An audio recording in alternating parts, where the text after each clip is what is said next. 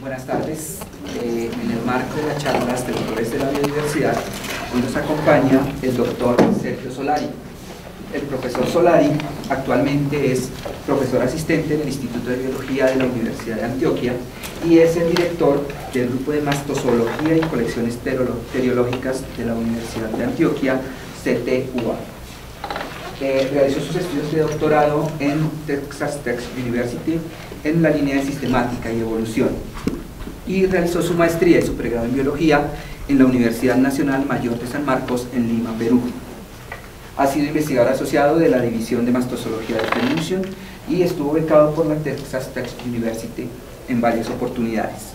Ha escrito más de 25 artículos científicos en revistas como Acta Chiropterológica, Fieldiana Zoology, Journal of Biogeography, Journal of Zoology, Mastozoología Neotropical.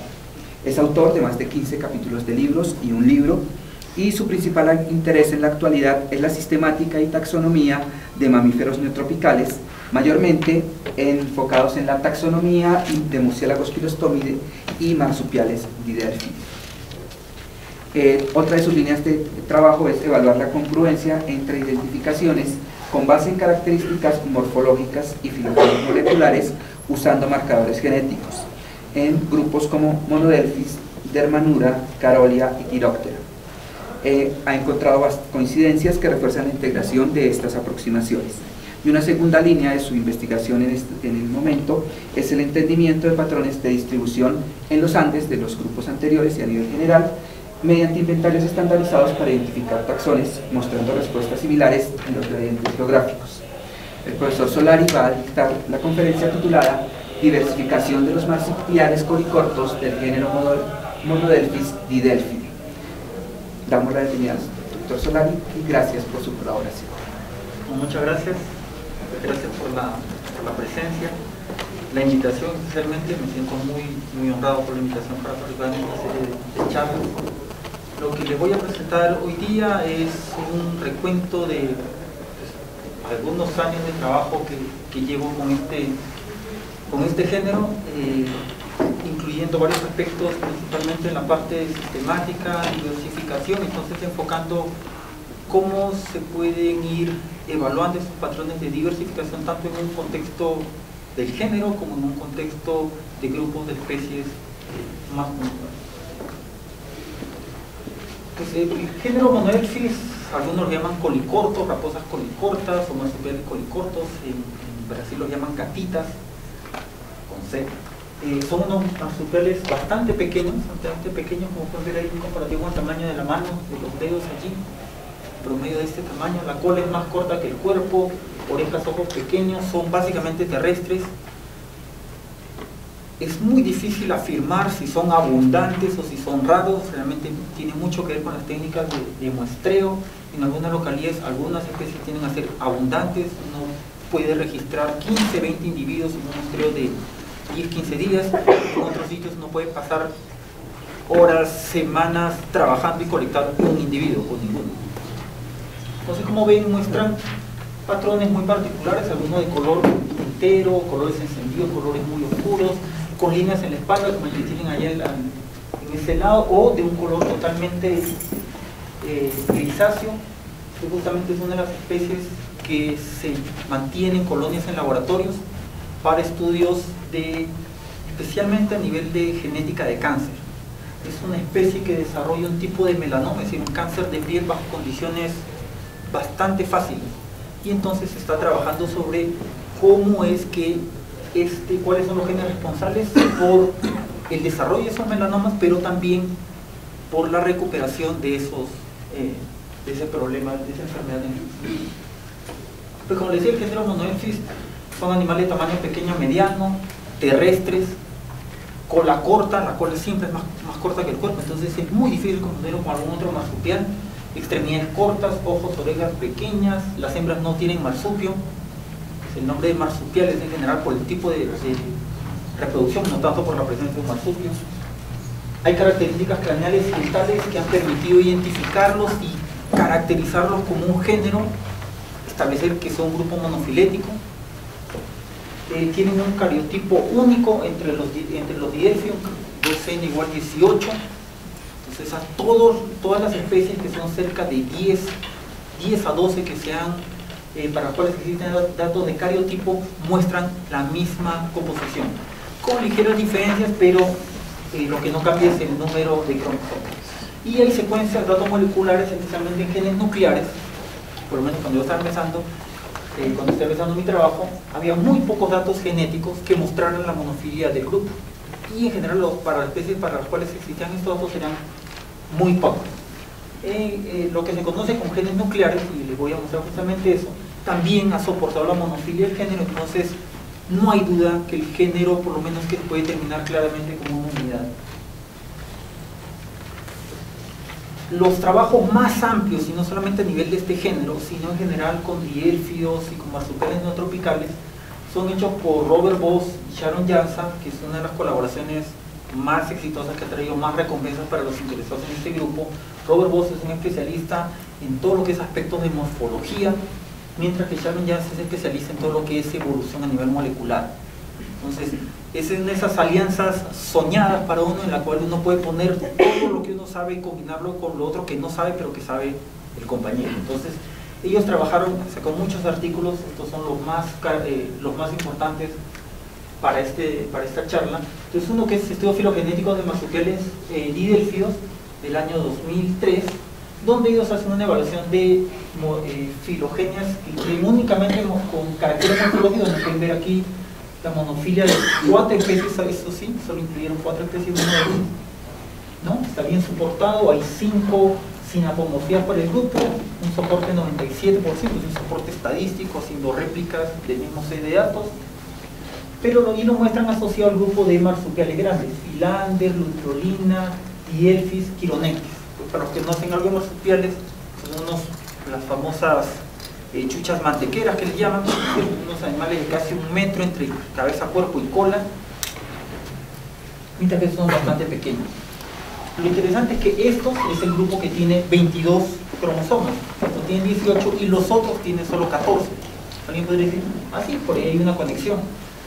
Pero con datos moleculares, utilizando en este caso un gen nuclear, solamente ese gen que mencionan ahí, IRBP, ellos encuentran el mismo grupo, una monofilia del género Monodelphis por aquí abajo, con un soporte para el género de 100%, pero si ven aquí, ninguno de los grupos, o sea, no hay ninguna asociación entre las especies. Es decir, las 4 especies que ellos incluyeron representan linajes independientes, es imposible saber cuál está más cerca que el otro. Mientras que para la mayoría de los otros géneros siempre se puede determinar algún tipo de relación, como ven aquí, o aquí, o aquí. En este caso, el único soporte recuperado tiene 51%, eso se considera bajo, no significativo. El año 2009 ellos utilizan 5 genes nucleares y vuelven a reevaluar todas las características morfológicas. Para la parte molecular vuelven a recuperar la intensidad de los colores en el círculo, muestra qué tan fuerte es el soporte, y recuperan nuevamente con un muy buen soporte la monofilia del género. Pero ojo, estamos hablando de 4 especies para un género que tiene por lo menos 25 especies. Y creemos que puede llegar hasta 27. Por lo menos con nombre ya hay 23. Entonces solamente 4, y cada una de un linaje distinto, además, de uno de los varios grupos distintos que siempre se han reconocido. Y entonces las relaciones, como ven allí, círculos blancos totalmente. ¿Por qué? Porque no hay un soporte estadístico para decir si esos grupos realmente representan unidades a las que les podemos dar un nombre. Entonces esto es el año 2009. Entonces uno puede ver, y uno dice, sí, el género es aparentemente monofilético, tengo 4 de más de 20 especies, quizás no es lo más representativo, pero por lo menos son linajes distintos, podemos tener alguna idea primaria de que el grupo es efectivamente un buen grupo. Debido a estos factores que les decía que la morfología es casi imposible de confundirse con algún otro marsupial, no creo que jamás alguien haya confundido un Monodelphis con algún otro marsupial. No hay muchos nombres asociados, ¿no? El género, el nombre más antiguo es Monodelphis, hay un sinónimo por aquí del mismo nombre, hay algo que algunos consideran un subgénero, otros consideran simplemente un nombre, otro sinónimo más, Peramis, que tiene este sinónimo aquí, y este otro que es Microdelphis, y el otro que es Monodelphis. pocos nombres asociados a estos linajes que decía son muy distintos en morfología, hay ciertas características que permiten distinguirlos, entonces algunos les asocian un nombre genérico. Pero más allá de eso, decir Monodelphis es más cercano a Monodelphiops o a Peramis, no existía. Nunca se ha podido, porque no había suficiente material posiblemente, o no había suficiente experiencia, alguien que conociera de todos los grupos. Los pocos especialistas que habían en el grupo conocían partes, grupos regionales de especies, algunos complejos particulares de especies, con los cuales podían inferir si sí, estos están más relacionados entre sí. Todos son andinos, por ejemplo. Todas estas formas tienen líneas dorsales y están en el sureste, en la mata atlántica, que es el caso de Microdelphis, por ejemplo. Pero más allá de decir claramente asociaciones entre ellos, no existían. Entonces, una de las dudas que nos generaban nosotros era cuáles son las relaciones entre este grupo, dentro de este género. Existen grupos de especies, esos grupos de los que algunos han hablado, reconociéndolos por color, distribución, ¿tienen alguna validez? Y si tienen alguna validez, ¿qué tan evidente es esa que pueda trascender a las relaciones, que podamos recuperarlas con un análisis estandarizado?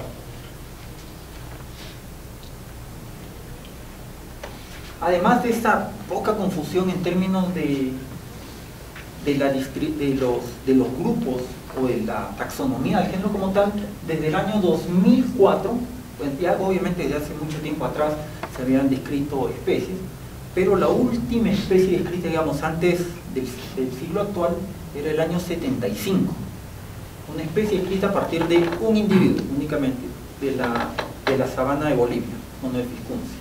El año 75, después no se había descrito más, se reevaluaban algunas especies, se encontraba un nuevo ejemplar y se redescribía la especie o algo así, pero artículos, notas cortas, 3, 4 páginas.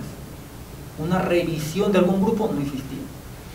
Pues como tenemos mucha curiosidad, encontramos poco a poco, fuimos encontrando material a partir de colectas, y una de las cosas que encontramos fue esa especie que ven allá arriba, que escribimos Monodelphis ronaldi, justamente para hacer pues nuestro saludo, nuestra reverencia, dicen algunos, a uno de los autores que más trabajaba con el género, que era Ronald Pine, y dicen que una especie en su honor. El mismo año, en 2004, unos colegas venezolanos escribieron Monodelphis reigi en honor a otro investigador, Osvaldo Reigi, argentino, radicado en Venezuela, especialista en evolución a nivel cromosómica, en general en muchos grupos de pequeños mamíferos. Esta era de la Sierra del Lemes, en la parte más oriental de Venezuela, cerca de la Guyana.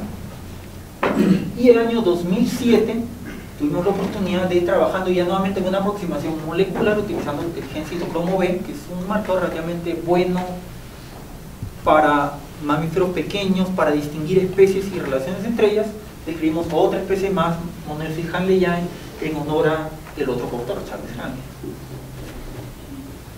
Y estos autores, Pine y Hanley, justamente publicaron en el año 2007 una revisión de este género en términos de taxonomía, es decir, un ordenamiento del grupo, no una evaluación de todas las especies y cómo forman grupos, simplemente un listado taxonómico diciendo la distribución de esta especie es en tales sitios, hemos verificado ejemplares en tal región, tienen estas características generales que sirven para diferenciarlos, y es una de las guías más utilizadas actualmente, un capítulo del famoso libro de Gardner para aquellos interesados en mamíferos en general.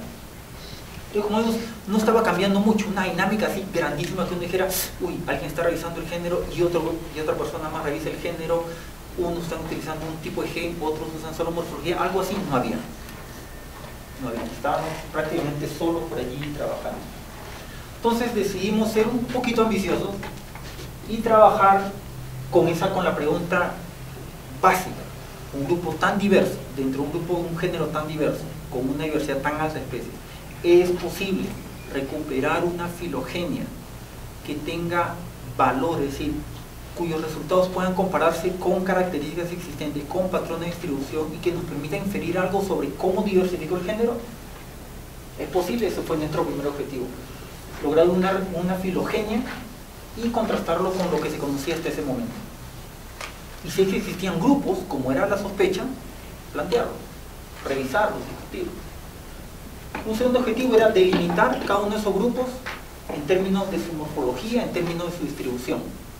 porque lo más probable es que un grupo tan ampliamente distribuido, ocupando prácticamente casi cualquier formación de bosque en el neotrópico, bueno, desde Panamá hasta Argentina y Uruguay, si era posible encontrar algo como eso, si es que esos límites geográficos significaban algo. Y en tercer lugar, pues ya la otra pregunta, digamos, la parte elucubrativa, la parte en la cual uno ya pone lo suyo y dice, bueno, entonces, ¿cómo es que se dieron estos procesos? Un grupo se diversificó primero, los Andes crearon dos grupos y luego estos grupos se dividieron en grupos más pequeños, fue el Amazonas, fue el clima, fue la latitud, ¿qué cosa fue? ¿Cuál es el factor desencadenante para que un grupo, un género de diélfidos, la cual la mayoría de otros géneros hasta ese momento tenía un promedio de 8 o 10 especies, tuviera una explosión tan grande de hablar de 20, 22 especies a ese momento? Estamos hablando del año 2003-2004. Entonces nuestra pregunta estaba por aquí. Pues vamos a ir bastante rápido con esta primera parte, que es una filogenia molecular. Nosotros, a pesar de los pros y contras, muchos contras que habían contra la utilidad del gen mitocondrial citocromo B, nosotros decidimos utilizar el gen. Ya se había publicado no una filogenia del género, sino simplemente un primer análisis de los patrones de diversificación, los cuales los autores incluyeron 8 o 9 especies. No estaban muy seguros sobre los límites entre algunas de ellas. En este trabajo del 2003, utilizando citocromo B, y encontraron que en promedio, dentro de una especie, es decir, el rango de variación dentro de una de estas especies nominales, promedio entre 3.4 y 8.8% de divergencia. Es decir, el rango de variación es 3.4%, 6%. Si sobrepasa eso, la diferencia entre dos especies, como ven allí, usualmente un par de especies diferenciaban por un promedio de 18%. Si hay una distancia muy grande entre 8.8 y 18.4, lo que diferencia a las poblaciones dentro de una especie es muy distinto a lo que diferencia la especie A de la especie B. ¿Se entiende esa parte? ¿Cierto? Entonces nos pareció un buen marcador, pero muchos autores decían, no, los genes nucleares son los que realmente recuperan datos, es muy probable que los datos que ustedes obtengan con citocromo B sean sospechosamente raros. Pero sin embargo algunos autores también decían por el contrario que ese problema de la poca información o la poca relevancia de los resultados de un análisis con citocromo B podía solucionarse con un muestreo taxonómico más denso. Si en lugar de incluir 4 especies o 10 especies, incluyamos tantas como podamos. Entonces empezó la búsqueda principal, la búsqueda mayor, que es todas las colecciones que tengan muestras monodélficas con tejidos. Por favor, colaboren. Logramos obtener, pues en ese entonces, para el trabajo doctoral, cerca de 17 especies. Realmente tuvimos como 18. A 2 no les pudimos sacar DNA de ninguna manera. Y tuvimos cerca de 80 secuencias, varias repetidas, no había mucha variabilidad. Al final nos quedamos con 65 secuencias y tenemos 16. Actualmente, hace muy poco, con unos colegas hemos juntado algunas secuencias más y ahora tenemos cerca de 22 especies muestras, que es lo que le vamos a mostrar ahora. Entonces con esto usamos un programa, uno de los muchos programas que hay para hacer filogenias con datos moleculares, y vamos a ver la filogenia que se produce. No pretenden leerlo todo, viene una tabla de resumen a continuación, pero para que vean básicamente lo que encontramos, utilizando 801 pares de base del citocromo B, 22 taxa nominales, es decir, especies a las que la mayoría reconoce como especies, y un modelo específico de evolución, no solamente del gen, sino del gen para este conjunto de datos, y eso es algo muy importante. Cada grupo particular de especies tiene tasas de evolución particular. Lo que se cumple para ratones no se va a cumplir para murciélagos ni se va a cumplir para marsupiales. Es más, lo que se cumple para un género de marsupiales no se va a cumplir para el otro género de marsupiales. Cada uno de estos son, este es un modelo general y tiene 2 parámetros específicos para cada serie de datos. Entonces no es que simplemente digo, listo, utilizo la distancia tal y un índice de similitud y ya, no. Aquí lo que se trata de hacer es eso, un modelo particular para ese dato particular. Con líneas rojas he tratado de indicar esos grupos relativamente bien soportados en la filogenia con valores altos, y como pueden ver allí la mayoría tiene valores cercanos por encima de 85, que he eliminado todo lo que está por debajo de 85, y que tiene un buen soporte. Entonces pueden ver 1, 2, 3, 4, 6, 9 grupos más o menos bien consistentes con líneas muy largas, pues la distancia horizontal es un indicador de divergencia. Entonces mientras más larga la línea, más divergente. Este grupo diverge por aproximadamente casi 16 o 15%. Este quizás es 11. Ese ahí arriba, miren, está casi totalmente una distancia muy larga, no quiere decir este o este aquí. O sea, algunos grupos son muy distintos y además, algo que podemos comprobar es que la mayoría de estos correspondían a grupos que alguien previamente había sugerido. Lo vamos a ver en la siguiente figura, donde está un poco más detallado. Se trata de resumir allí. Cada uno de los grupos en los cuales había muchos representativos se han sido condensados allí. Y pueden ver, ¿no?, un grupo brevicaudata donde tienen especie doméstica, una especie Santa Rosé, una especie grilina con dos grupos muy divergentes, una especie tuan que se combina con una especie a la que alguien ha llamado especie D, no tiene nombre aún, Arlindoy, recientemente escrita a comienzos de este año, y brevicaudata. El grupo americano, donde tienen americana y algo que morfológicamente parece americana, pero que se junta con umbristriata, quién sabe qué sea. El grupo Ieringi, una especie que estamos escribiendo, sale el próximo mes.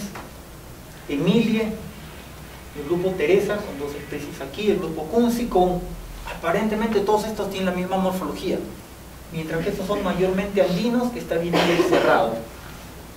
Dos ecosistemas totalmente distintos. Oh sorpresa, pueden representar linajes distintos. En términos de morfología no hemos encontrado, junto con unos colegas brasileños, ninguna característica que pueda separarlos, pero genéticamente cualquiera de los análisis que hemos empleado hasta ahora los ponen como dos grupos aparte. Ninguno de nosotros quiere proponer una descripción simplemente porque la divergencia genética es tanto. Queremos tener más evidencias. Pues el soporte biogeográfico también cuenta en ese caso. Tenemos el grupo adusta con la especie adusta, la especie reigi, handeyai, bosgudi y peruviana.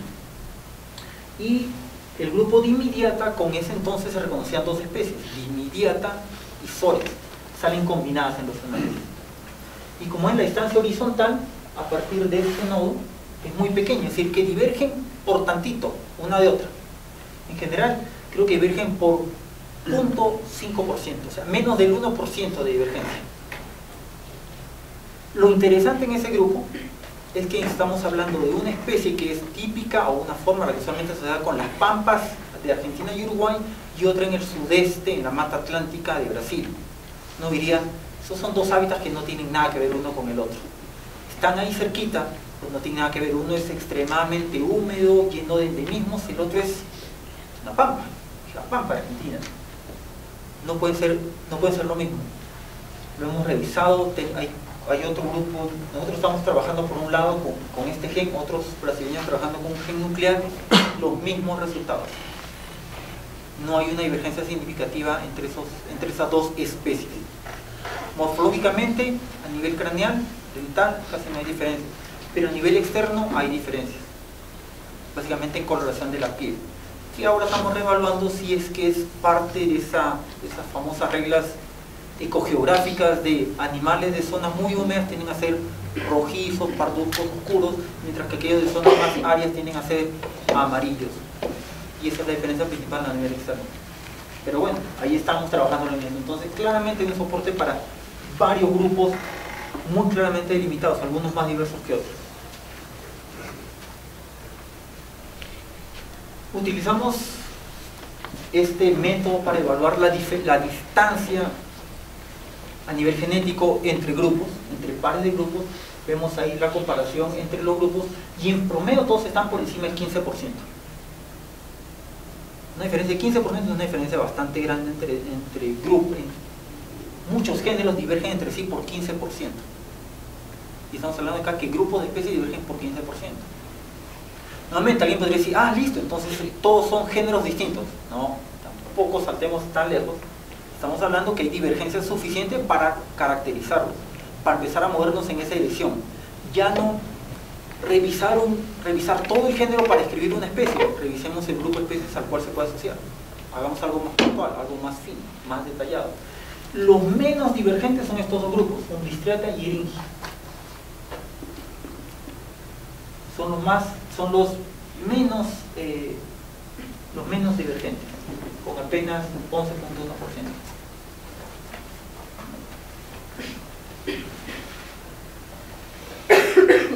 Entonces decidimos sobre esta filogenia ver cómo se comportan biogeográficamente, en términos muy generales, los grupos.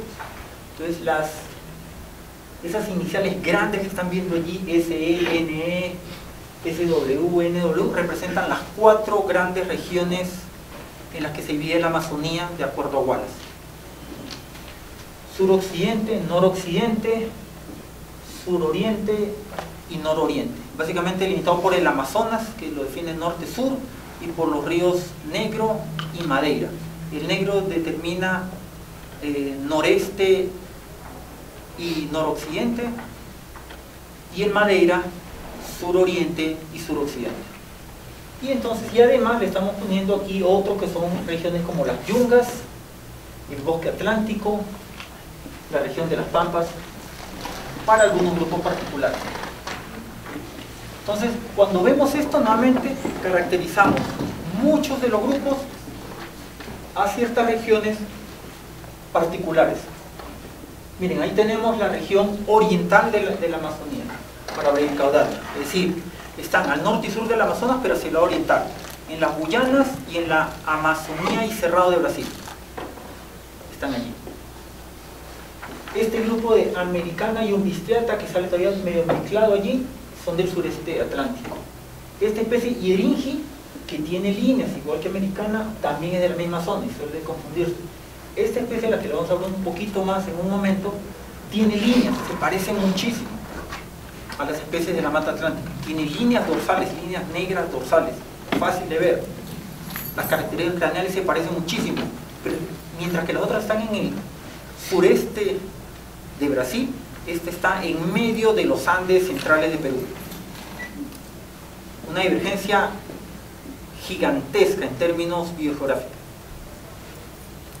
Entonces está en la región suroccidental, pero en las yungas. Emile, que está en la zona suroccidental. El grupo de Teresa y Esclavos, nuevamente en la región suroriental del bosque atlántico, y así cada grupo lo vamos a ir caracterizando más o menos hacia ciertas regiones. Este está en la región occidental, cerca a los Andes, el grupo Adusta, y este grupo, como ven, en la región suroriental, en las Pampas y bosque atlántico, ¿no? Una combinación bastante rara. Revisando esos datos, justamente con los colegas de Brasil, estamos viendo que se puede trazar un poco, y hay un evento climático que causa esa diferenciación a esa escala latitudinal entre todos los bosques de la mata atlántica con la región pampeana. Se encontró ya para roedores, ya se tiene un primer estimado para roedores, pero este es muy temprano, estamos hablando de entre 1 y 2 millones de años. Esa divergencia podría estar asociada a un evento de hace 1 o 2 millones de años también, pero necesitamos tener pruebas más contundentes. Como digo, estamos trabajando en eso, esperamos tener una respuesta pronto. Pero como en cada uno de los grupos puede asociarse a ciertas regiones. Cada grupo tiene una morfología, la vamos a ver un momento, una morfología externa por lo menos, que permite caracterizarlos o agruparlos.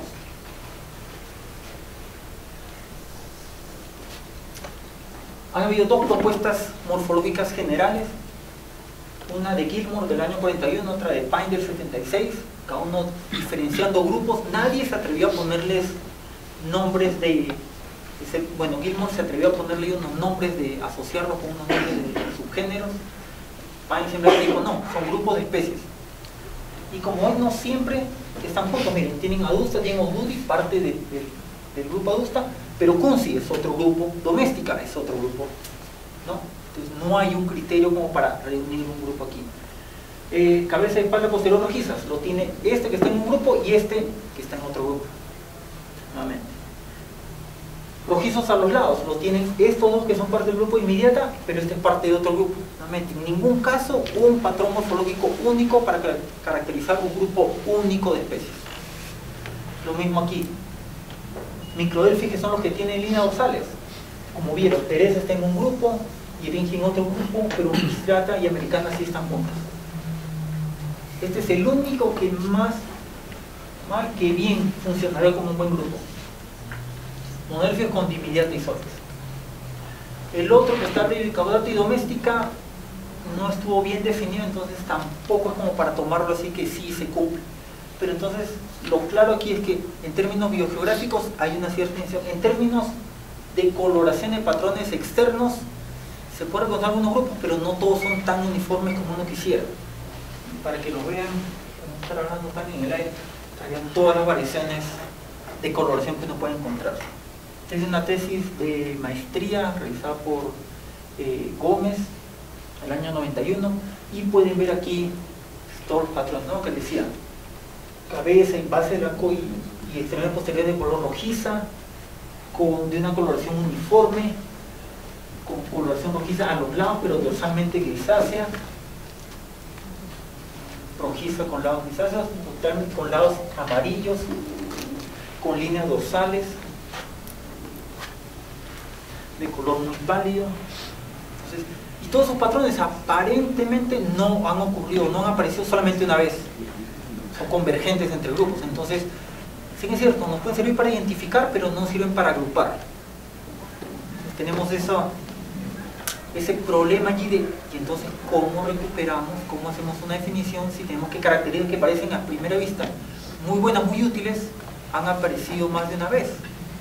Son homoplasias, no es una cosa que apareció una sola vez y quedó allí. Entonces ese es parte del problema que estamos tratando de resolver. Obviamente no vamos a escribir la enciclopedia de los monodelfis tratando de describir o reescribir cada una de ellas, pero la idea es proponer un escenario general para el género y luego que ya los otros especialistas empiecen a hacer su trabajo, pero enfocados en grupos más pequeños, grupos que sean más fáciles de trabajar y de definir. Entonces claramente por lo menos 8 grupos, pueden ser hasta 9. Cada uno de estos grupos diverge de otro por valores superiores al 15%.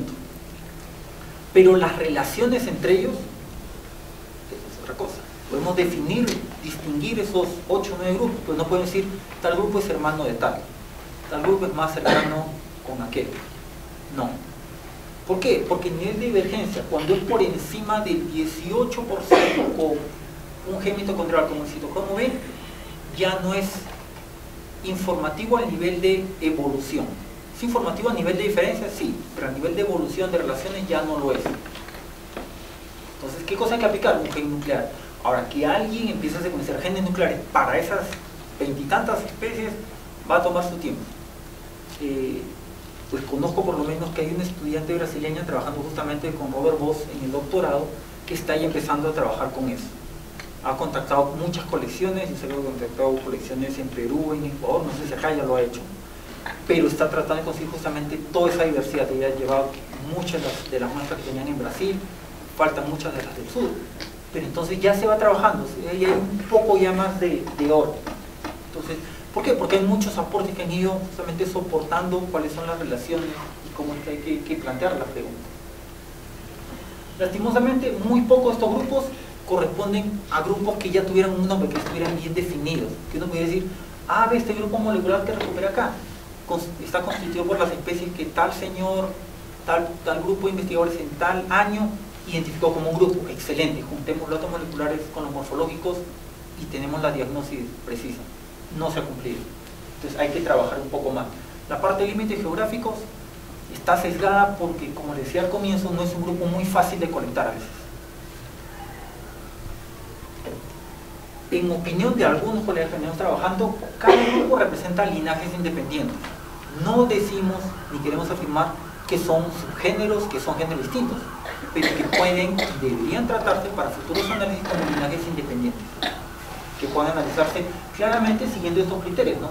Caracteres morfológicos, caracteres biogeográficos, patrones de distribución. Entonces ir levantando cada vez más y más información al respecto. Y digo, aparentemente explotó la burbuja y entonces ya más gente, cada vez más gente está empezando a trabajar con esto. Curiosamente, nosotros sacamos el trabajo a fines del 2010, ¿no? Esta filogenia que les estaba mostrando, y el año 2011, a inicios del 2011, sale un análisis por unos investigadores de Brasil, donde muestran patrones muy similares aunque obviamente el enfoque de ellos es con poblaciones o con especies de Brasil. Pero los todos son muy similares en general. ¿Sí? Aunque no encuentran todos los grupos que nosotros encontramos, ellos encuentran cerca por lo menos 4 grupos, no tienen un muestreo muy bueno para los grupos de la región andina, por ejemplo, ni para aquellos de la región pampeana, pero hay una correspondencia que de alguna manera está soportando un poco lo que habíamos encontrado nosotros. Entonces, sí. Y además, para reforzar esto, nuevos investigadores, otro grupo aquí de Brasil, trabajando con uno de los grupos de mayor distribución, la especie Monodelphis doméstica. Miren la distribución tan amplia que tiene dentro de la región. Incluye parches de bosque, incluye bosques de la región oriental, cerrado y sabana. Pero en términos morfológicos no hay ninguna diferencia. Sin embargo, las filogenias, tanto las que nosotros utilizamos como las que ellos han encontrado con un mayor número de muestras, claramente representa que por lo menos en este nivel hay un quiebre. Estos representan un linaje y estos representan otro. Son 2 grupos con una divergencia significativa, consistente. Claro, uno puede decir, sí, por supuesto, si son 2 hábitats totalmente distintos, y eso se va a reflejar en el patrón de diversificación y cómo van divergiendo, por supuesto que sí. Pero ya plantea simplemente cuál es el escenario en el cual se dio. ¿Cuándo ocurrió eso? ¿El proceso continúa o el proceso ya se detuvo? Tiene preguntas que no puede hacer, pero ya está más enfocado. Ellos ya no tienen que comparar con cuál de las 20 y tantas especies monodelphis está más cercana. Ya saben que esto los tienen que comparar con ¿qué? Con el grupo Brevicaudata. No hay más. Y estos otros investigadores también de Brasil describen una nueva especie a comienzos de este año, Monodelphis amblindoi. Son bastante llamativas, no digamos que... Y muestran allí un patrón de diversificación. Como ven, miren todos los regalos que se encuentran utilizando nuevamente genes, en este caso con citocromo B solamente. Pero diversifican mucho más lo que se conocía para la región de la Guyana y la parte norte de Brasil, nororiental de Brasil. Es más especies todavía. Ellos reconocen, no solamente describen una no, sino que reconocen una especie más. Entonces, como ven, cada vez se va incrementando más y más, están más claros los límites, las preguntas son más focalizadas. Eso es lo que uno está buscando. No uno hacer todo el trabajo, le digo, nadie puede hacer, por más que lo jure y lo recuerde que va a hacer todo el trabajo, uno pone un primer pie, otros lo ayudan y todos vamos moviéndonos juntos y todos vamos trabajando. Entonces, una cosa muy interesante que lo que nosotros hemos encontrado inicialmente, otros lo están replicando, lo están encontrando y están soportando cosas, patrones muy similares que pueden utilizarse para ese estudio. Y por supuesto, tampoco nos podemos quedar de brazos cruzados, seguimos con la descripción de especies que ya otros habían identificado. Esta es una especie que la publicamos a comienzos de este año, Monodelphis Santa Rosae, de la parte oriental de Bolivia. A primera vista, indistinguible de la especie doméstica que tiene ese rango tan amplio. Pues está ubicada únicamente un ejemplar de una región muy particular en la región oriental de Bolivia. Hicimos la secuencia, nos salió muy divergente, es más, salía asociada a los que tienen lados rojizos, no a doméstica. Y morfológicamente encontramos caracteres muy particulares, algunos que se muestran en esa figura justamente. Entonces sí, aprovechamos, la describimos y ya tenemos esta. Y esta que va a salir el próximo mes, decía en octubre, es una especie más, no puedo poner obviamente el nombre todavía, pero también esta es la que tiene las líneas dorsales negras en la espalda, esas líneas muy notorias. Se parece a las especies de la parte oriental de Brasil, pero está en medio de los Andes peruanos. Solamente se conoce de 5 o 6 localidades aproximadamente, pocos ejemplares, pero muy consistentes, forman un nodo muy particular de eso. Y sí, parecen ser el grupo hermano de este grupo del sureste de Brasil. Biogeográficamente uno diría muy alejados, imposible, hay algo oculto. Bueno, hay datos de igual naturaleza para una especie de aves, para un género de aves con 2 especies allí, para al menos 2 especies de roedores, unos orizominos recientemente descritos hace poco, y para otro género muy primitivo de roedores simontinos, también el género Ragomis, que tiene una especie en la región del sureste de Brasil y otra en la región de los Andes de Perú y Bolivia. Entonces, esto estaría agregando a ese patrón.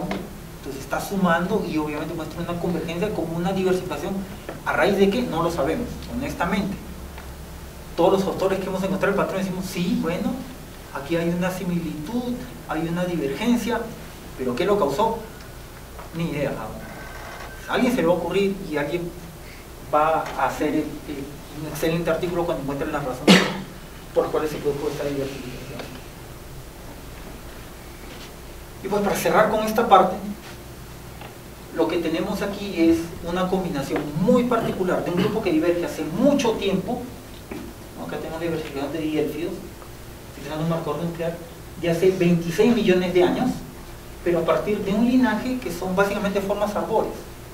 Dos géneros que son principalmente arbóreos y son los hermanos de Monoelphis. Entonces estamos hablando que dentro de un grupo que era mayormente arbóreo aparece una forma que es totalmente terrestre. Es decir, sobreposición de nichos, literalmente mínima, casi no existente. Entonces, obviamente, ¿qué cosa favorece esto? Diversificación, porque no compite con nadie en el suelo. Y en términos de regiones biogeográficas, pues lo que decía, el neotrópico tiene una diversificación, un patrón de regiones, de regiones biogeográficas tan marcado, y todas las que tienen bosque, por lo menos tienen una especie de Monoelphis. ¿Dónde no hay Monoelphis? En toda la parte árida de la vertiente occidental, obviamente en la Patagonia ya no llegan.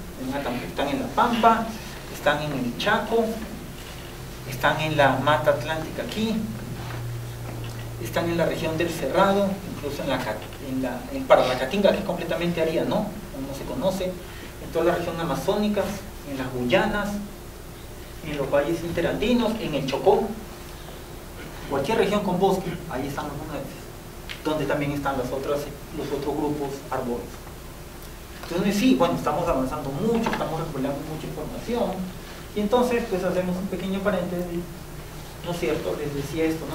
Esa combinación de patrones biogeográficos dentro de Sudamérica, diversificación muy antigua y obviamente una diversificación dentro de un grupo de especies en el cual no había formas terrestres, básicamente que favoreció posiblemente esa diversificación. No podemos afirmarlo, no tenemos elementos para asegurar que ese fue el detonante, pero a primera vista parece tener una relación muy clara con eso.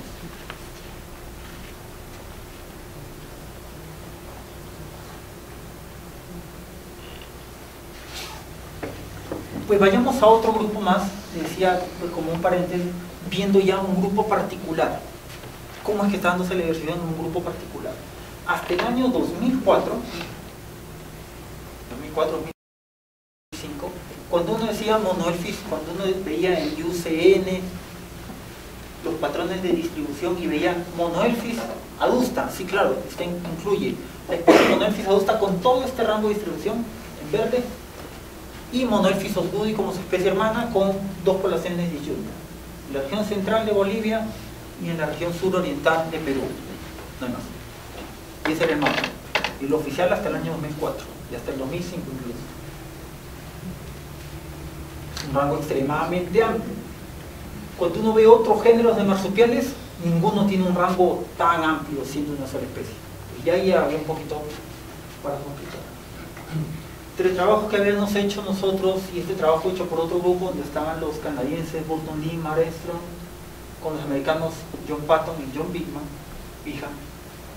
ellos describieron, bueno, no escribieron, ellos habían colectado unas muestras de Monoelphis de la región Guyana. Querían saber qué cosa era. Lo vieron y a primera vista afirmaron que es una especie nueva, la vamos a describir. Empezaron a trabajar, empezaron a apuntar por colaboraciones, eventualmente nos consultaron y nosotros dijimos, ¿sabían ustedes que los venezolanos han descrito una forma exactamente idéntica a la que ustedes están describiendo? Y los pobres sí se quedaron de una pieza, porque cuando intercambiaron información con los venezolanos encontraron que lo que ellos pensaban que era una especie nueva de Guyana era la misma especie que tenían ya los venezolanos, de la región de la Guyana venezolana. O sea, ninguna sorpresa. Los compararon y son idénticos. Pues entonces decidieron, bueno, ya que no podemos describirlo, por lo menos podemos hacerle la filogenia. Secuenciaron el animal, lo combinaron con lo que nosotros hemos estado trabajando y encontraron este patrón. Adusta en, decía, Colombia, Ecuador, parte norte de Perú, al norte del Amazonas, Regi, en la parte de la Guyana, norte del Amazonas, y estas formas de aquí, sur del Amazonas. Esta inmediatamente al sur del Amazonas, en Loreto, en el norte de Perú, Osgudi en la región andina, y peruviana, que antiguamente era un sinónimo o una subespecie de adusta, como linaje distinto. Y además, también de la región sur, y además a esto agréguenle la otra especie que había no descrito, Monelphis ronaldi, que también venía por aquí, en algún punto. Es lamentablemente solo un ejemplar, piel y cráneo, no tenemos nada en nuestros tejidos, es imposible saber qué es. Ahí me contaron los brasileños que ellos ya tienen un par de ejemplares de Monelphis ronaldi, nuevo reporte para Brasil. Ojalá que tengan tejidos y puedan saber dónde cae exactamente. Es una cosa curiosa, por ejemplo aquí los patrones, lo vamos a ver con más detalle en un momento. Este es básicamente andino y este es de Amazonía, sí, de tierra caliente, pero lo que se dice caliente es real. Y peruviana, que tiene una distribución poquito que incluye toda la parte de la vertiente oriental de los Andes, que va desde 400 hasta 2800, 2900 metros. Se sobrepone con Osgudi en algunas regiones, se sobrepone en la región, pero no puntualmente en una localidad con Hanley. Entonces tenemos rango sur, rango norte. Una segregación muy marcada. Nuevamente, utilizando este criterio Kimura con dos parámetros para ver divergencia, miren, entre pares de especies, lo más bajo que hay divergen por 9%. Nuevamente, es un estándar, no estoy diciendo que ese sea un criterio. Pero la variabilidad dentro de una especie, miren para alguna de ellas, para adusta, son de 3 localidades, 2 en Ecuador, una en Ecuador y 2 en Perú, 0.41%. Bajísimo, menos de 1% de divergencia. Hanley, todos de una sola localidad, 0.3%. Nada. Entonces, si comparamos a adusta con Hanley, casi 13% de divergencia. Comparamos a Hanley con Osgudi, 9% de diferencia. La divergencia dentro de Osgudi, 6%. Acá ya subió. La divergencia dentro de peruviana, 6%, pero aún está lejos de esto. Esto simplemente sirve para calibrar. La variación acá puede ser de 6%. La variación aquí es de 9% para arriba. O sea, de 6 a 9 hay un buen trecho. Pero si uno tuviera acá 8 por 7%, acá 8%, uno estaría como que un poquito ambiguo definir hasta dónde llegan los límites de una especie. Pero de 6 a 9, creo que uno puede afirmar que no había confusión allí. Es una medida para calibrar esas divergencias. Y cuando vemos el escenario en el cual se están dando, pues como en todos los simbolitos de color, son representativos de la especie. Los puntos rojos, círculos rojos, incluyen la distribución de adusta. Colombia, Venezuela, Ecuador, parte norte de Perú. Las muestras que teníamos eran de este lado, y aquí hay, pues lo que decía, 0.4% de divergencia. Los Hanley en una sola localidad, 0.4% de diferencia, perdón, 0.3% de diferencia. Peruviana, que va desde aquí, desde justamente el sur del Amazonas, hasta Cochabamba, Bolivia, 6% de divergencia. Uno dice, bueno, si es que miren ese rango, es considerable. Estamos hablando desde el Amazonas hasta la parte central de Bolivia, 6% puede esperarse. Osgudi, de la parte suroriental de Perú a Cochabamba, 6%. Esta es casi la mitad del rango geográfico de peruviana, pero muestra la misma divergencia. ¿Qué cosas creen que significa eso? Que hay un factor común que puede estar creando esa divergencia para las dos especies. Hay algo dentro de la distribución geográfica que crea, que funciona como una barrera que impide o que favorece esa divergencia entre poblaciones. No es que sean especies distintas, simplemente que impide que se mezclen libremente. Nuestra opinión es que esa barrera está en algún punto aquí, en la parte norte de Bolivia, la parte noroccidental de Bolivia. ¿Por qué? Porque las muestras que tenemos aquí hasta la parte más sur del Perú claramente están más asociadas con esta región, y las de aquí se parecen más entre ellas. Tienen que estar aquí. ¿Qué cosa puede ser? No lo sabemos. Los bolivianos están buscando, están trabajando en eso, tienen muchos datos con roedores y todo, y con seguridad pronto lo van a encontrar. Nuevamente, ahí tenemos una barrera común que produce una divergencia para ambos grupos que tienen su rango de distribución sobre esa potencial barrera. Entonces ayuda mucho la información en el sentido que nos permite mirar más allá de simplemente los resultados de un análisis filogenético, es decir, no, si le ponemos un patrón geográfico, estamos viendo allí claramente que tiene que haber algo que afecta por común y por igual casi a los dos grupos.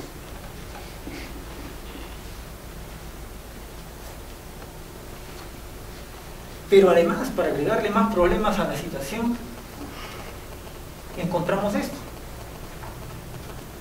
Monoelphis adusta, que es típicamente una forma de selva baja, tiene procesos craneales muy marcados, arco cigomático robusto, un animal con dientes relativamente macizos, podríamos decir. Monoelphis hanleyi, también de selva baja, amazónico, mismo patrón, procesos marcados, arco cigomático ancho, dientes robustos, perfecto. Peruviana, se encuentra tanto en selva baja como en bosques montanos. Los de selva baja tienen procesos arcos cigomáticos amplios, los de parte alta son mucho más delicados. ¿A quiénes se parecen? Se parecen a Osgoody, que es una forma típicamente montana. Miren la manera como se ven los arcos cigomáticos aquí en esta porción, en la parte anterior, mucho más suave. Aquí entran prácticamente rectos, aquí entran muy delicados. La porción aquí que se ve de la maxila es mínima, aquí es mucho más amplia. Mínima, mínima. Y Reiji, que también es montana, o bueno, que está por encima de los 1800 metros, igual, mismo patrón. Nuevamente, más preguntas. ¿Por qué peruviana muestra una divergencia tan grande? Uno diría, ah, son dos poblaciones genéticamente distinguibles. No. El mismo gradiente que va en el sudeste, pero que va de 500 hasta casi 3000 metros, encontramos especímenes de esta forma, con esta morfología y con esta morfología, y en el análisis de datos de secuencias genéticas, indistinguibles. 0.5% de divergencia, 1% de divergencia.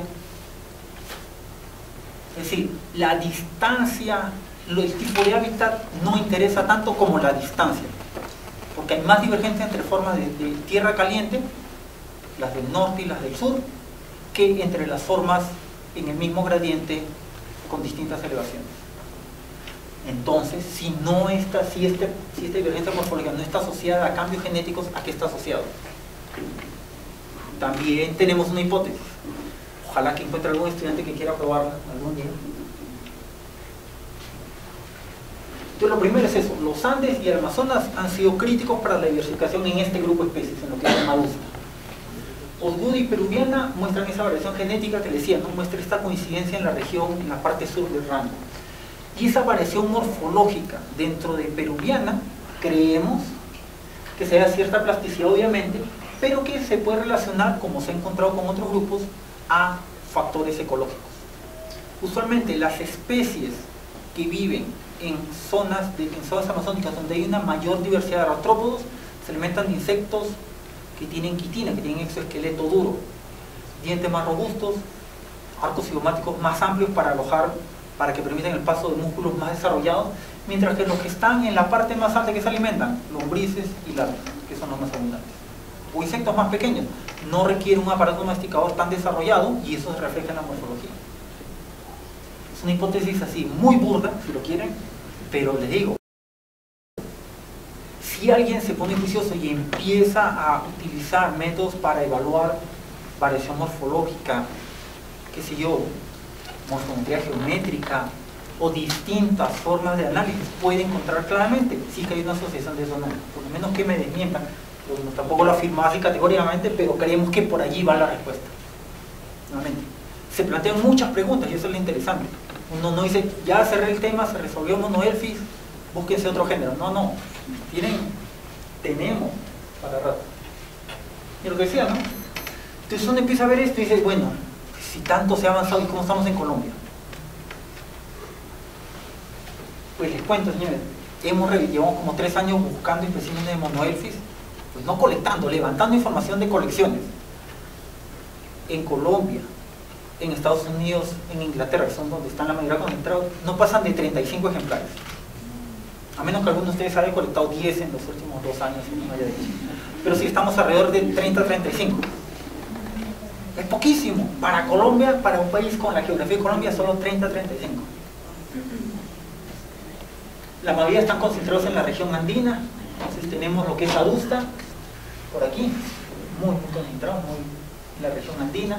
Tenemos melanos, que estamos representando una especie distinta, que es la forma social Chocó. Tenemos de Nariño, hay unos de Esmeraldas en Ecuador, hay otro de... Este otro es, me parece que es del Chocó, no estoy muy seguro. Este otro es, el más norte es de Paramillo, y estos son en el norte de la cordillera central. Y tenemos muy pocos registros de otros, de Paleolata, un parcito apenas, de Brevicaudata, un registro por acá, y de una forma de la que por ahora se le llama Orinosi, pero que Orinosi no es el nombre adecuado, por nomenclatura, taxonomía, criterio que utilizamos para engañar a los estudiantes. Pero bueno, el asunto es que no es el mejor nombre que existe, hay que buscarle un buen nombre. También, pues hay que escribirla, ya está todo hecho, hay que ponerle un nombre y publicarlo. No me creen, pero realmente la situación es real. En Venezuela tienen hecho todo el trabajo.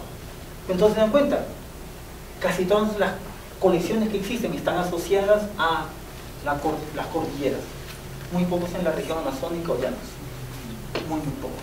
Este registro de Brevicaudata es importante porque pasa la barrera que aparentemente debería haber sido Río Negro, que decía que determinaba la región nororiental y noroccidental.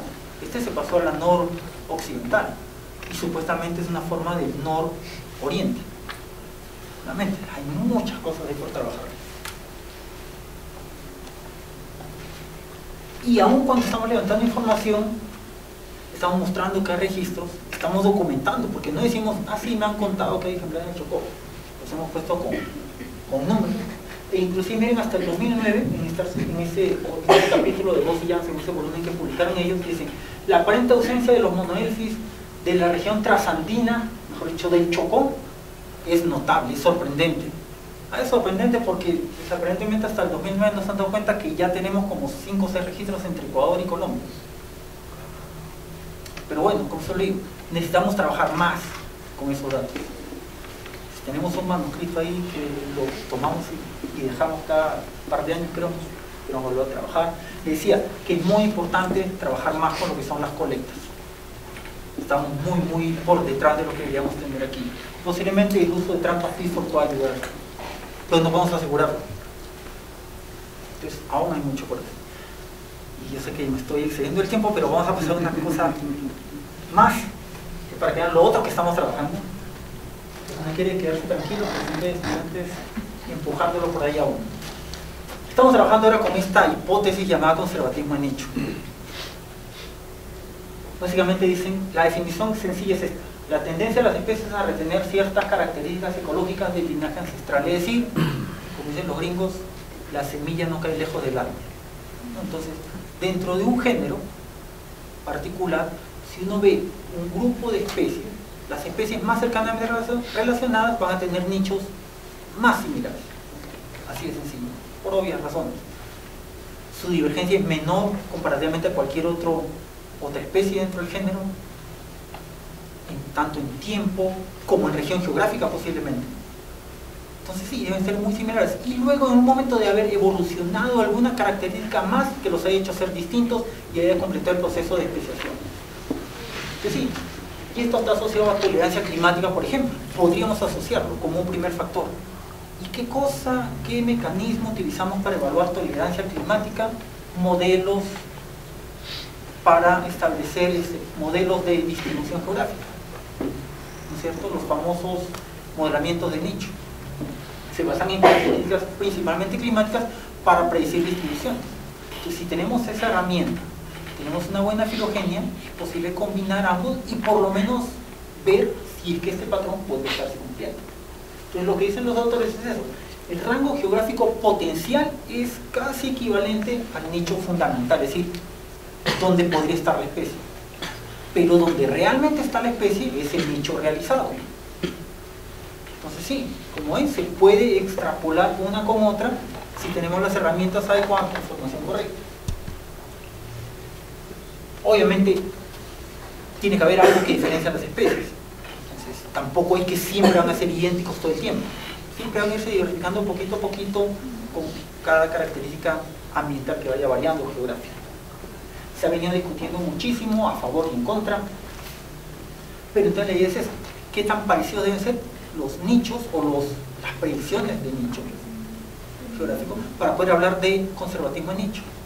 No hay una respuesta única, nuevamente depende de cada grupo, depende de los muestreos hidrológicos en tu campo, de los verdaderos rangos. En este artículo del año 99, Peterson y colaboradores hacen unos modelos muy interesantes en los que comparan grupos de especies que están separados al lado y lado de una barrera muy marcada, en este caso el istmo de Tehuantepec, en México. Entonces dicen, listo, veamos cuántos grupos de especies tienen patrones que van una especie hacia un lado y otra especie hacia otro lado. No, es más, ellos ni siquiera aseguran que sean grupos hermanos, simplemente dicen que son grupos que estén al lado y lado, y vamos a asumir que son hermanos. Entonces tenemos una barrera, grupos relacionados, pues son del mismo género, de la misma especie y son subespecies, y hagamos un modelamiento de nicho con los datos de uno y otro lado. Entonces tomo los datos de un lado de la barrera y hago la predicción que tanto se extiende hacia el otro lado de la barrera, y hago lo mismo con los que están al otro lado de la barrera. Entonces tomo aquí y hago la predicción hasta dónde puede llegar al otro lado. Mientras más similares sean, el patrón de este lado va a predecir más del otro lado y viceversa, ¿cierto? Entonces todos en un lado en ese sí se puede seguir, hay elementos, vamos a ver cómo va. ¿No? Entonces lo que yo digo es que para la mayoría de especies la predicción no es tan grande como uno quisiera, dependiendo de los grupos, a veces la predicción es muy amplia y en otros casos ligera. Este es uno con baja predicción y este es uno con alta predicción. Sí, ¿de qué cosa puede depender la predicción? De que realmente dice, habría que probar si efectivamente esos dos grupos eran hermanos o no, que si son linajes antiguos o son linajes recientes. Si son linajes recientes, posiblemente la distinción de nicho no sea tan grande y por lo tanto la predicción sea más parecida. Entonces nosotros tomamos eso en consideración, evaluamos la información que había y vimos esto, que había un modelo bastante práctico para aplicar ese concepto.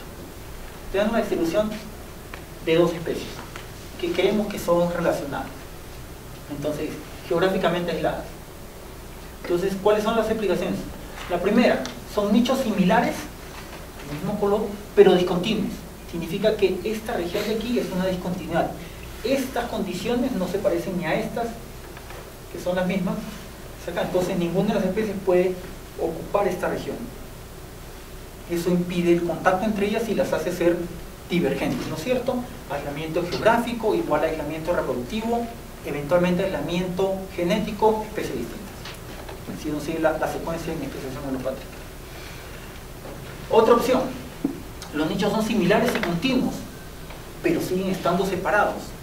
¿Por qué? Los nichos, entonces en ese caso, aunque los nichos sean los mismos, tiene que haber algo más que impide el contacto, algo que es más fuerte que una mera discontinuidad, una barrera, un río muy grande, una depresión muy marcada, un desierto, algo, pero algo sí que crea una barrera adicional. Y un tercer caso, simplemente los nichos son distintos. Ya la divergencia de nichos se ha completado y son dos especies con sus propios nichos particulares y obviamente por eso es que no hay ninguna similitud entre ellos, no hay ninguna conectividad entre ellos. Entonces hacemos la revisión, hacemos el checklist y decimos, a ver, ¿tenemos registros georreferenciados con GPS con verificación? ¿Tenemos campo de información geográfica? Working, tenemos. ¿Conocemos el software para hacer esos modelos? Conocemos. ¿Tenemos un grupo para el cual tenemos una filogenia relativamente soportada que podamos utilizar? Sí, la tenemos. Bueno, utilicémosla. Veamos qué cosa tenemos aquí. Al menos hay dos grupos. Adusta y Bedicaudata, como les expliqué hace un momento, que tiene ese patrón de norte-sur con el Amazonas, ¿no es cierto?, separando las especies. Tenemos para Adusta una especie al norte, dos al sur, para Bedicaudata una al norte, dos al sur, para las cuales tenemos datos en la filogenia. Se ve así más o menos. Adusta en esta región. Y aquí al sur tenemos Obudi, Hanley y Peruviana. Tenemos Bedicaudata por acá y acá tenemos Doméstica y Virina. Utilicemos y comparemos si dentro de este grupo hay conservatismo de nicho y si dentro de este grupo hay conservatismo de nicho.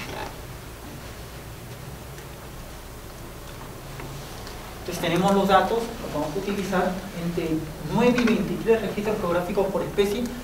No es óptimo, en el caso cuando teníamos 9, adicionalmente se hizo una replicación automatizada con el programa para favorecer o para tratar de incrementar la significancia de los datos. Tenemos 3 especies de Bricaudata, 3 de Adusta. Todos los modelos tuvieron un soporte estadísticamente bueno. El área bajo la curva, mayor a 0.8, se considera ya bueno, pero en general hay sobrepredicción. O sea, el modelo predice que la distribución de cada especie es mucho más allá de lo que realmente tenemos hasta ahora. Esto usualmente se atribuye a que el modelo no tiene una buena capacidad de información sobre ausencias de especies. Uno cuando hace estos modelos, uno tiene datos de dónde está la especie, pero uno puede decirle al programa, ojo, esta especie no está acá. Es muy difícil probar la ausencia de una especie en una localidad. No decir, no, yo llevo 20 años muestrando y nunca me ha caído. Ustedes van, llevan 2 trampas y les cae. Pasa. Entonces uno dice, bueno, ¿cómo puedo probar que efectivamente no hay? No hay una manera. Pero uno puede decir, pues sí, es que yo realmente llevo 20 años trabajando así, en serio, muy bien allí y hasta ahora no me ha caído. Bueno, vamos a utilizar esos datos como un indicador que efectivamente allí la probabilidad de que no existen es más alta de lo regular, y entonces uno puede incorporar ese dato. Nosotros no teníamos en este momento suficientes datos para hacer eso, pero hemos empezado a incorporarlos y los estamos metiendo al modelo. Pero eso es, como digo, antes de tener esos datos. Entonces son un poquito toscos los mapas. Entonces tenemos para Adusta tenemos Peruviana y Osgudi, que son las 2 formas al sur del Amazonas. Entonces, como ven, la predicción es muy amplia, los predicen zonas donde ellos no están, incluso predicen que las 2 especies, aquí la zona en roja es simpatría, donde ellos no se encuentran, pero sí predice simpatría en la región de los Andes, donde uno podría esperar que estén los 2. Entonces la predicción es muy cercana, como ven. O sea, uno podría hablar de un conservatismo de nicho entre este par de especies.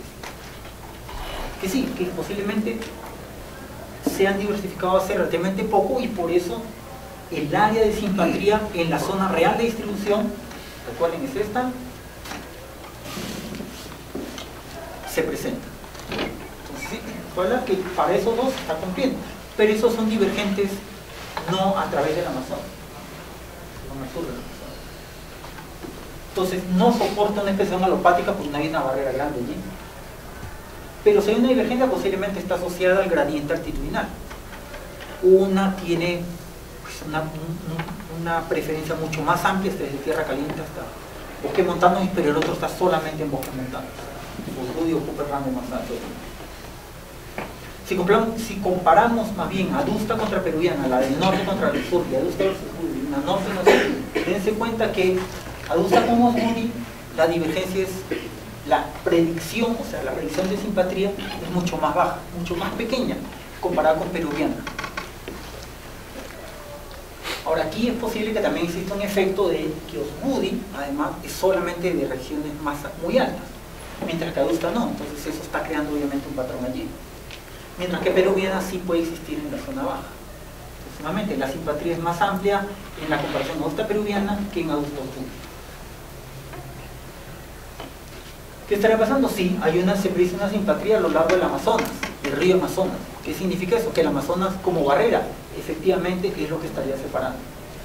Pero Adusta y Osgudi posiblemente sea divergencia de nicho, pero mucho más amplia que en el otro caso. Y asociada a lo que mantiene los límites, que es altitud, no solamente, además del Amazonas. Y por el otro grupo, para Bricaudata, pues nuevamente tenemos las 2 especies que están al sur, sobrepredice y crea pues Lirina no llega aquí, por ejemplo, pero la predice completamente. Entonces, a nivel de especie del sur, sí nos hace una complicación muy seria.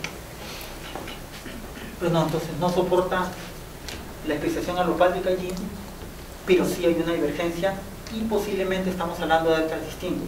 Lirina en la parte amazónica, mientras que doméstica está más bien asociada al cerrado. Y formaciones de sabana.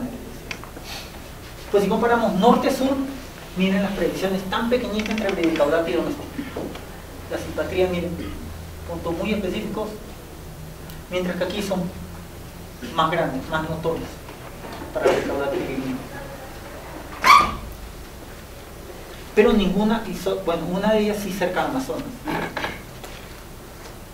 Entonces hay una leve predicción de simpatría para Lirina y Bricaudata, pero con un área de discontinuidad nuevamente que estaría sugiriendo un cierto efecto de conservatismo de nicho. Para bradicardia doméstica, allí sí la especiación alopátrica sería mucho más marcada y el conservatismo de nicho, asociado a esa tolerancia ambiental, sería un componente más fuerte de esa diversificación. Pues sí, parece ser hasta el momento, como digo, esto falta trabajar mucho, que es una de las direcciones que queremos tomar con esta investigación. El río Amazonas parece ser efectivamente una barrera promoviendo diversificación. Que si fue el mayor factor o no, no lo tenemos totalmente claro, pero como digo, tenemos que refinar el modelo para entender algo concreto. Pero para ambos grupos, nuevamente, recuerden lo que les decía al comienzo, grupos distintos dentro del Monelfi se van a comportar de manera distinta, y efectivamente esto es una de las cosas importantes. El modelamiento lo reproduce, nos permite obtener. Para adusta hay un patrón, para el adulta otro patrón. Sí, se van a comportar distintos. Pero no hay una evidencia fuertísima de especiación alopátrica por vía conservatismo de nicho. No existe. Hay discontinuidad en la distribución, los requerimientos mínimos de nicho no se cumplen completamente, entonces eso va creando la separación. Eso es lo que favorecería las diferencias y la especiación entre ellos, y que obviamente tiene relevancia para esos dos grupos de especies. Bueno, les agradezco en primer lugar a ustedes por estar aquí, por haber soportado una charla tan larga, y obviamente pues este es un trabajo que ha tomado muchos años, muchas colaboraciones, y esa es una de las cosas que eficiente me gusta resaltar. Pues uno es tan eficiente en la medida de rodearse de gente que quiere ser eficiente. Y afortunadamente siempre he tenido el espacio y la colaboración de muchos colegas. Si se sorprenden que no menciono mucho exactamente los colegas de la Universidad de Antioquia, porque no he tenido suficiente tiempo para trabajar con ustedes aquí en Bogotá. No es que no quiera hacerlo, simplemente las condiciones no se han dado. Realmente el trabajo en Perú y en Texas Tech ha sido muy importante. He tenido colaboración de las colecciones, de esta colección, de la colección del Humboldt, de otras colecciones más pequeñas, la de la Amazonía, también. Pero sí, es un trabajo muy largo. Las colecciones son la base de esto y es donde nosotros podemos retener esa información tan importante para la biodiversidad, para entenderla, para mostrarla a las futuras generaciones. Cuando digamos, sí, antes había acá Amazonía, habían como 20 especies monumentales y ahora son 2. Efectivamente, las instituciones que están detrás de uno también y que dan estabilidad al trabajo. ¿No? Uno como estudiante, recuerden que uno que ya es profesor ha pasado por la vida estudiante. Cuando uno está como estudiante, la inestabilidad es gigantesca. Uno discute con el profesor y dice, adiós ese proyecto. Pero cuando uno ya es profesor y estás rodeado de una institución, pues obviamente uno ya tiene ese soporte que no me salió muy bien esto, bueno, tengo un año más, 2 años más para reevaluarlo, lo vuelvo a presentar y sigo en la universidad, sigo con esta misma institución. Entonces, pero si uno, como digo, sabe trabajar y sabe realmente reconocer ese vínculo que uno tiene con la institución, uno puede aprovecharlo. Y este tiempo, como estudiantes de pregrado, de posgrado, son críticos realmente, porque cuando uno empieza a desarrollar esos vínculos académicos, entonces nunca tengan temor de acercarse a conversar con un investigador, con un profesor y decirle, me interesa mucho trabajar con esto, usted sabe, me puede ayudar. Eso vale mucho más que decir, ¿alguien tiene un artículo sobre marsupiales no tropicales? Créanme que vale muchísimo. Nuevamente, muchas gracias a ustedes, gracias por la paciencia, y si tuviera alguna pregunta trataré de responderla.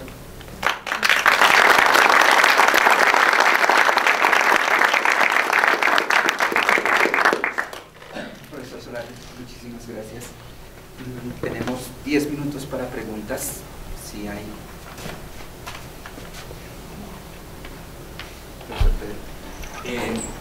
Pues una pregunta, ¿cree usted que de pronto la especiación simpátrica podría ser como rescatada un poco para tratar de explicar algunos patrones de distribución que a la luz de la alopatría no serían tan claros?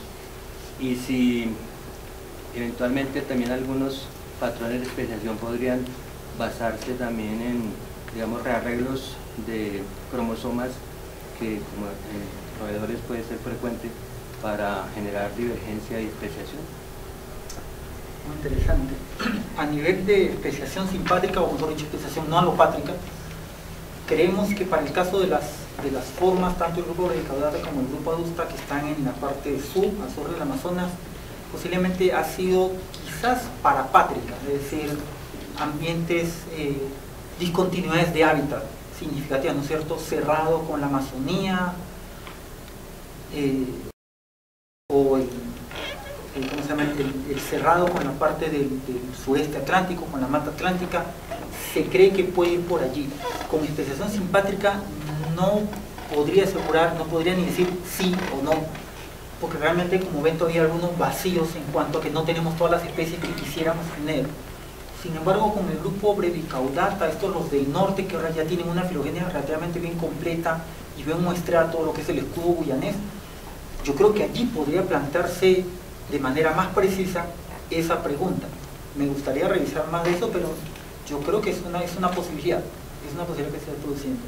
Respecto a lo de rearreglos cromosómicos, de cambios a nivel cromosómico que puedan producir esa especiación más rápida, nuevamente estamos ante una ausencia de datos increíble. Es un grupo con una diversidad tan alta y, como decía, ni la mitad tienen cariotipos conocidos de manera clara.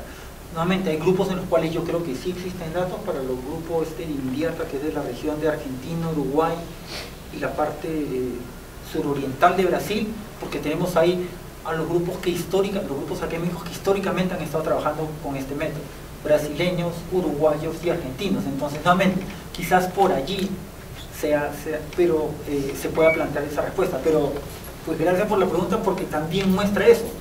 ¿No se dan cuenta? No es que hayamos resuelto todo. Ahí tiene una pregunta que, créanme, ni se me había pasado por la cabeza. Entonces son ese tipo de cosas que nosotros tratamos de rescatar. Pues si usted le encontró algo que a mí no se me ocurrió, échele. O sea, empecemos a buscar, vayamos a preguntarnos. Ya sea que realmente tenga un interés por meterse, o simplemente me la plantea a mí como diga, a ver, pues usted hágale. Entonces ahí toca buscar los contactos, plantearles, y ahí con estos colegas brasileños con los que estamos trabajando, y decirles, oiga, no se les ha ocurrido esto. A los de la Guyana, que no buscan algo como eso. Yo creo que hay muchos escenarios para preguntas y son inagotables realmente.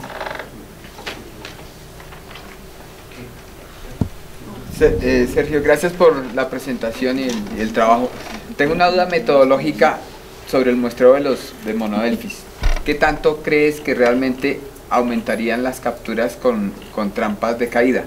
Lo digo porque muchas veces nosotros salimos con herpetólogos o con entomólogos y mastozólogos, y ellos los herpetólogos y entomólogos usan más trampas de caídas que nosotros, y la frecuencia de encuentros son pocas, ¿sí? No sé en tu experiencia si estás usando más trampas de caída y si están cayendo o no. Podría tener relación con la región en la cual se trabaja. Nosotros tuvimos un incremento muy marcado en el éxito de capturas de monodelfis usando trampas Pitfall en Amazonía, en la Amazonía norte de Perú, y en bosques montanos en Perú. Literalmente pasar de un individuo por expedición de 2 semanas a 12 en el mismo tiempo porque teníamos trampas Pitfall, y sí, era eso principalmente. Es posible que no se cumpla en todos sitios, ¿cierto? O que el patrón de abundancia no sea regular, ¿no? Los aviones habíamos hablado, que tampoco se puede decir que porque es abundante aquí va a ser abundante en cualquier localidad donde esté.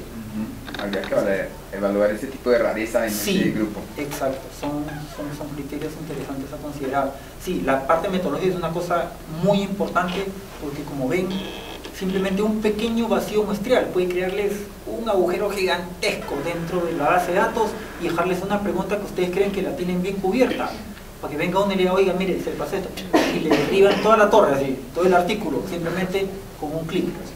Entonces hay que ser muy cuidadosos, muy cuidadosos. Por eso les decía que en la parte esta de conservatismo de nicho, estamos recién rascando por encimita, estamos tratando de presentarlo y discutirlo con otros colegas que tienen más experiencia que nosotros.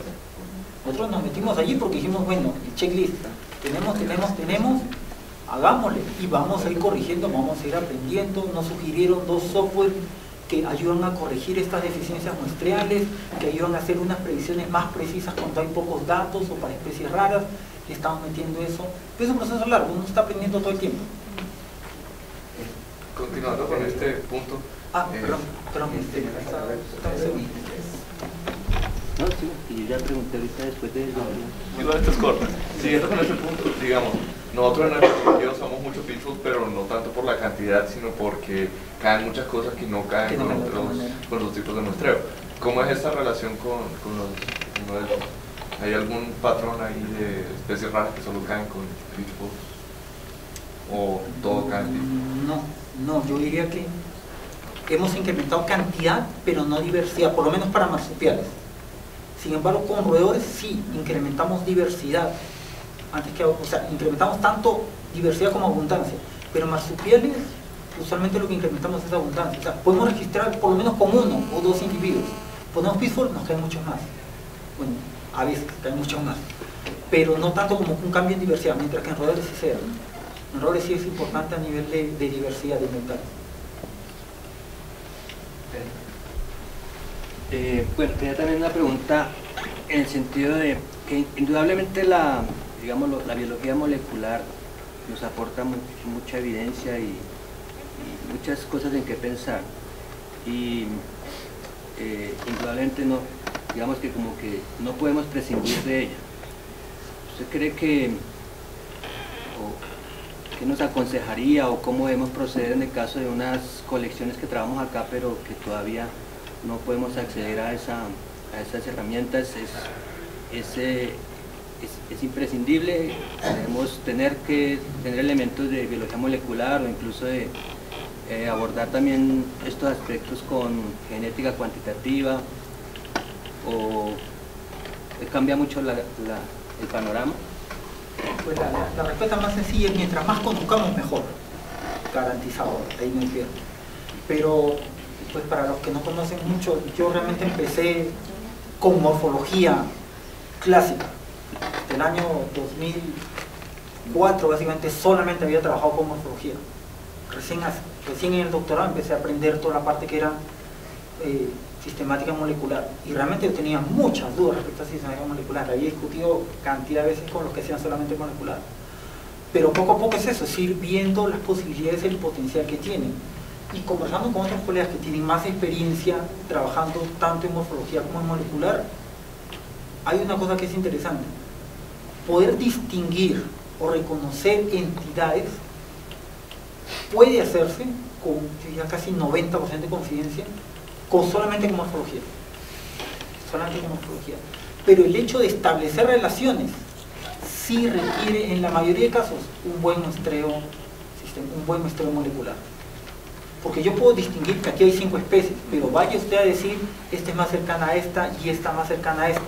Solo con morfología, a veces uno queda muy por fuera, muy lejos. Incluso los patrones que encuentran no tienen una correspondencia en términos de patrones biogeográficos.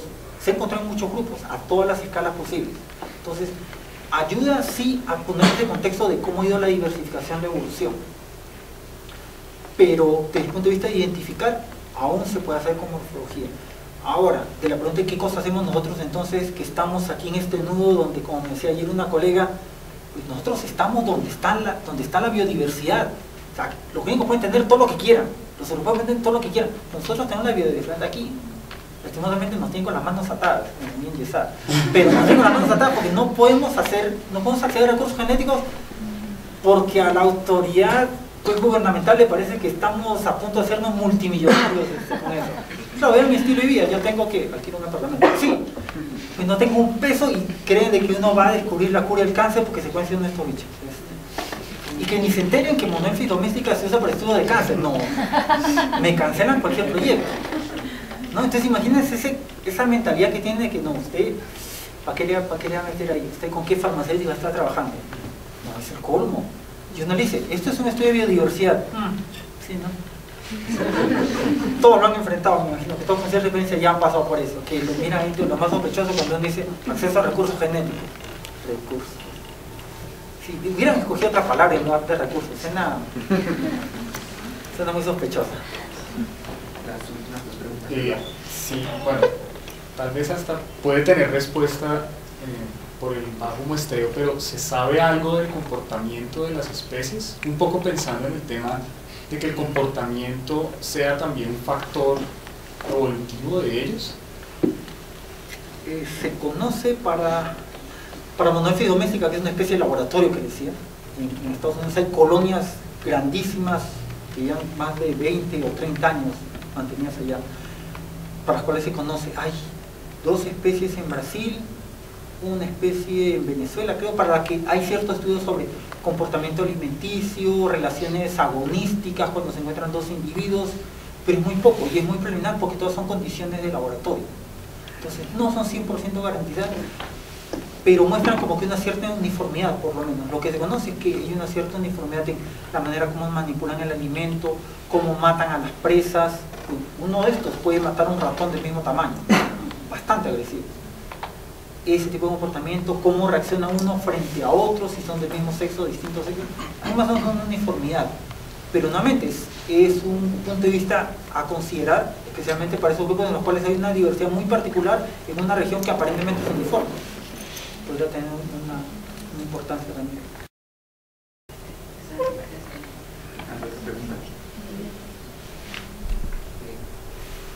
Sergio, ¿es posible que esa falta de muestras y esa falta de datos que parten de la parte noroccidental de Sudamérica, que es Colombia, nuestra Amazonía, nuestra Orinoquía y nuestros Andes, cuando si en algún momento llegan a estar esas muestras disponibles y esos tejidos, puede cambiar el panorama completo de lo que hasta el momento ustedes han encontrado?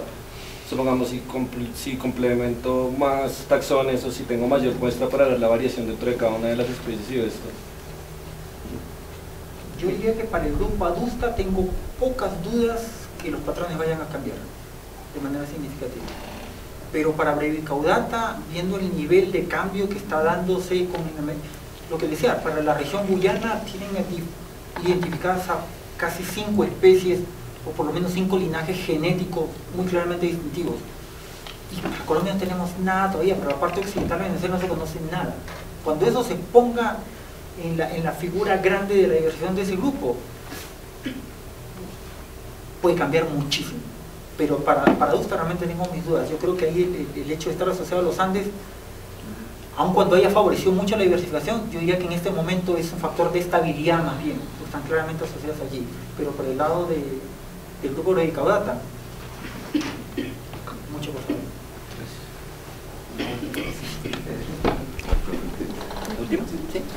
No, quería saber un poco, en el caso del trabajo que ustedes hacen, si han sentido o de qué manera han sentido las fuertes restricciones de la normativa que hay en el país sobre colectar, manejo de especímenes y el acceso a recursos genéticos.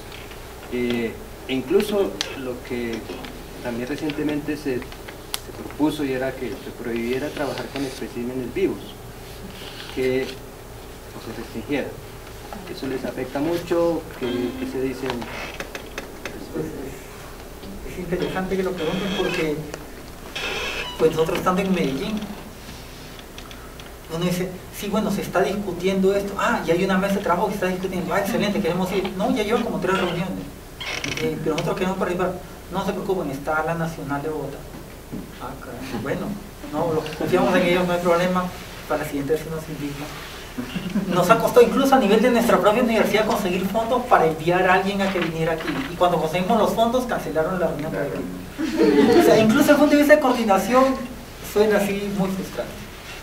Solamente ahora tenemos uno de los grupos trabajando en campo y nos llamaron de emergencia porque nos dijeron, los guardaparques vinieron por aquí porque ustedes no coordinaron con la autoridad ambiental. Nosotros, ¿cómo que con la autoridad? Hemos dejado 3 cartas llegando hemos dejado en el municipio, en la autoridad ambiental y en los guardaparques locales para que sepan que estamos trabajando allí, que la copia del permiso está. O sea, a ese nivel del problema de a que nos obliga la burocracia, de que uno no puede hacer casi nada porque si no le avisa a 50 personas que va a ir a buscar algo, no puede hacerlo. Y a nivel de colectas, por ejemplo, afortunadamente, como estamos trabajando a nivel a una escala relativamente pequeña, trabajamos básicamente con corporaciones. Con Antioquia, que ha sido muy colaboradora, y eso sí debo destacarlo con nosotros, con nuestro trabajo. Con NARE, que nos ha empezado a apoyar. Corpurabá siempre es muy problemática, pues y también además que tiene el componente de comunidades afrodescendientes, y entonces allí sí, no, a menos que pague usted sus 5 millones, no hay manera de hacerlo. El Chocó es, vamos a decirlo así, zona bloqueada por siempre, yo creo. Yo no veo manera que se pueda hacer. Es más, durante una de estas discusiones con con el ministerio, con parques, un caso que a mí me llamó la atención, pero así de la manera de decir, o sea, más obstáculos no le pudieron poner a esa persona.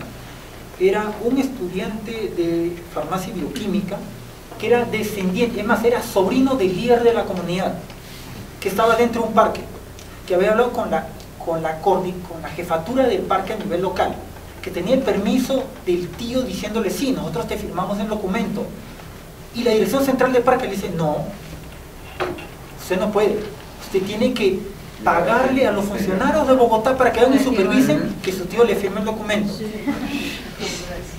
De su Entonces, plata. de su plata, exacto, o sea, plata del proyecto. ¿Ustedes se imaginan enviando una propuesta de investigación, qué sé yo, a National Geographic y decirle, ojo, me olvidé, necesito $5.000 extra, además de los 3.000 que les dio en investigación, para pagarle unos comichados que van a ir a mirar cómo firmo yo? Pues eso, a mí yo lo veo eso, o sea, es el peor insulto que le pueden dar a una comunidad activa, decirle, o sea, es que tú no eres suficientemente inteligente para firmar un documento, yo te voy a supervisar. Paternalismo más insultante que pueda haber realmente. Es decirle, tú no tienes madurez para firmar un documento, a menos que yo lo vea, con 2 secretarias, alguien que me lleve té helado. Sí, es frustrante. A veces uno dice, no, es que yo me dedico, no sé, qué sé yo, a mirar animalitos así con binoculares o caminar y, no sé, hacer cualquier cosa que no tenga que ver nada con colectar. O la otra opción es abrir un nido y llevar a niños de preescolar a que colecten por uno, porque yo sí puedo, según el reglamento. Entonces, es la otra opción. Y es un colegio solar y en los próximos 2 años, con toda confianza, señores, cosas muy, muy económicas, pero bien niños colectores. Lo hacemos en grande. Es increíble. ¿Y el acceso a recursos? Ahí le encontramos la salida. Yo creo que esa parte mejor que no la ponga en el video. Lo que nosotros hemos hecho es, nos hemos vinculado con un laboratorio de enfermedades zoonóticas. Y entonces ellos tienen un permiso del Ministerio de Salud para secuenciar organismos que son prioritarios en salud humana. Obviamente, es que este ratón tiene una... A mí se me hace que este es un reservorio de, no sé, de que hay que secuenciarlo. Nos está funcionando, a cuentagotas, obviamente, no es para secuenciar 5, no, secuencia 1 o 2. Pero ahí de a poquito tenemos como, llevamos como 30, 10 especies. Pues es una nada, uno podría decir, pero por lo menos ya le estamos haciendo.